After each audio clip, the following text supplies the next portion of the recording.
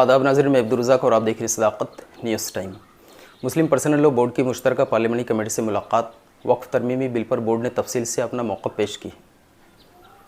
20 सितंबर 2024 की शाम वक्फ तरमीमी बिल पर अपना मौक़िफ़ रखने के लिए जॉइंट पार्लिमानी कमेटी ने all India Muslim personal law board को मौका दिया था। ये कमेटी पार्लियामेंट के कमेटी रूम में हुई। वफद की क़यादत बोर्ड के सदर मौलाना खालिद सैफुल्लाह रहमानी ने की। आज यहाँ जारी एक प्रेस रिलीज़ के मुताबिक वफद में जनरल सेक्रेटरी बोर्ड मौलाना मोहम्मद फजलुर रहीम मुजद्दिदी, लीगल कमेटी के असिस्टेंट कन्वेनर व रुकन आमला सीनियर एडवोकेट जनाब M.R. शमसाद, रुकन आमला प्रोफेसर डॉक्टर मोहम्मद सऊद आलम कासमी और रुकन आमला व तर्जमान डॉक्टर सैयद कासिम रसूल इलियास शामिल थे। उस मौका पर JPC के तमाम अरकान मौजूद थे। सबसे पहले डॉक्टर इलियास ने वफद के अरकान का तारुफ़ करवाया। उसके बाद सदर बोर्ड ने तफसील से वक्फ़ की शरई हैसियत और तारीख़ पर रोशनी डाली। मौलाना ने all India Muslim personal law board का तारुफ़ करवाते हुए कहा कि बोर्ड मुसलमानान हिंद का एक मुतहदा प्लेटफॉर्म है जिसमें मुल्क की तमाम अहम दीनी व मिली जमातें, तमाम मसालिक, तमाम अहम दीनी मदारिस, मिल्लत के उलमा और दानिश्वरों की नुमाइंदगी है।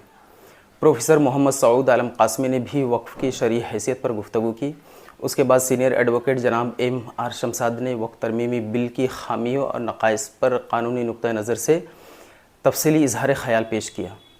मौलाना मोहम्मद फजलुर रहीम मुजद्दिदी और डॉक्टर कासिम रसूल इलियास ने भी इस गुफ्तगू में हिस्सा लिया। बाद-ए-अज़ां JPC के बाज़ अरकान ने तौज़ीही सवालात किए, जिसके अरकान वफ़द की जानिब से तफसील से जवाब दिए गए।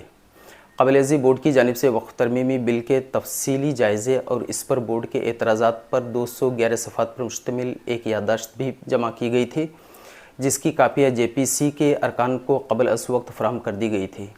कमेटी के बाज़ मेंबरान ने बोर्ड के ड्राफ्ट की बहुत तारीफ़ की और कहा कि वक्फ तरमीमी बिल पर अब तक इससे बेहतर चीज़ हमारे सामने नहीं आई है।